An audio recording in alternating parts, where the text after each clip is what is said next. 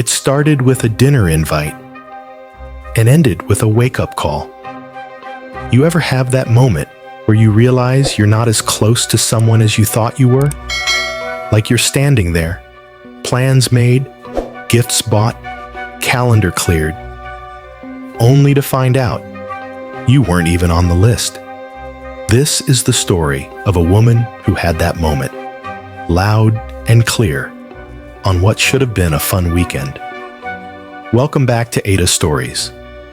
Today's tale isn't just about canceled plans. It's about realizing your place in someone's life and choosing whether or not you're okay with it. Let's dive in. Our storyteller is a 27-year-old woman who's been dating her boyfriend. Let's call him Jake. For 2 years. Jake has a big family. Like, huge. And one of the things she's loved most about dating him is how warm, welcoming, and inclusive his family has always been. They invite her to birthday parties. She's been at Christmas dinners. She's even held his niece while she was teething. This isn't a casual thing. She's part of the crew. Or so she thought. It all started when Jake got invited to his cousin's wedding. Now this cousin is more like a sister to him. They grew up together. They FaceTime regularly. She's someone he adores.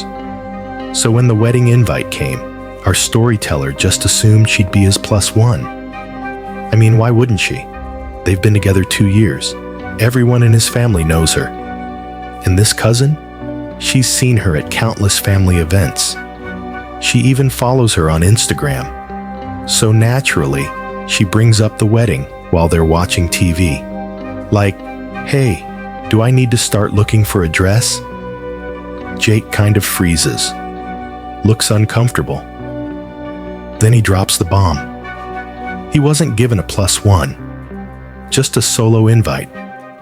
Now, she's stunned. Not because she thinks she's entitled to an invite, but because it just doesn't make sense. This isn't some distant cousin. This is someone who's laughed with her across a dinner table, someone who's hugged her at birthdays, someone who's complimented her earrings on FaceTime. Why wouldn't she be invited? She asks Jake if he brought it up with his cousin. Maybe it was an oversight. Maybe the invite was just addressed to him, but meant for both. Jake says he did ask, and his cousin made it clear. No plus one, no exceptions.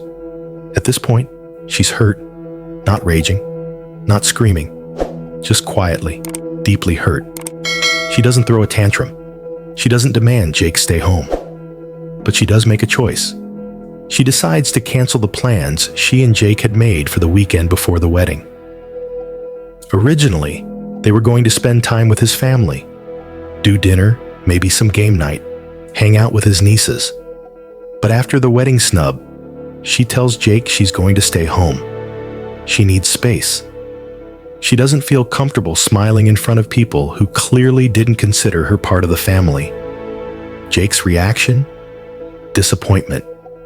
Frustration. He says she's overreacting, that she's making this about her when it's not, that the bride is stressed and it's just one day. But for her, it's not about one day. It's about what the day revealed. Let's pause here for a second. If you've ever been in a long-term relationship, you probably know this moment. That first time, something big happens. A wedding, a family vacation, a group trip, and you're not included. You feel like a guest in someone's life. Like you're playing house while they're living the real thing. And it makes you wonder, are you their partner or just their convenience? Jake goes to the wedding alone. She stays home, feeling awkward and excluded. The family posts pictures. Everyone looks gorgeous. She notices other cousins have plus ones, even people who haven't been dating as long. Now, the hurt goes deeper. This wasn't a no one gets a plus one situation. This was a you don't get a plus one situation. She tells Jake how that made her feel, and instead of compassion, she gets a lecture. He tells her she made the whole thing weird, that the family noticed her absence, that she came off as petty. Petty. That word sits with her for days. She starts questioning herself. Was she being petty? Was it immature to sit it out? But then she remembers. She didn't slam doors. She didn't tell Jake not to go. She just opted out of a weekend that suddenly felt fake. And she wonders, if respecting your own boundaries makes you petty, what does ignoring them make you? Now the debate is heating up online. Some people say, you should have sucked it up. It wasn't your wedding.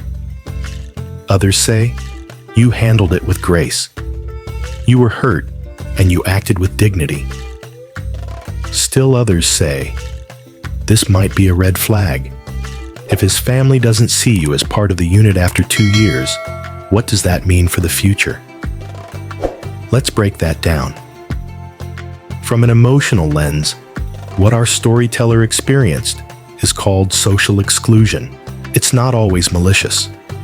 Sometimes it's accidental. Sometimes it's logistical. But the impact is real. Psychologists have studied how exclusion, even mild, can trigger the same brain responses as physical pain. It messes with your sense of belonging, your self-worth, your understanding of your relationship. This wasn't about one event. It was about what that event said. From a cultural lens, this gets even trickier. In American dating culture, 2 years is generally seen as a serious commitment. Most people would expect a partner of 2 years to be part of weddings, holidays, family gatherings. When you're not included, it feels like you're stuck in the gray zone.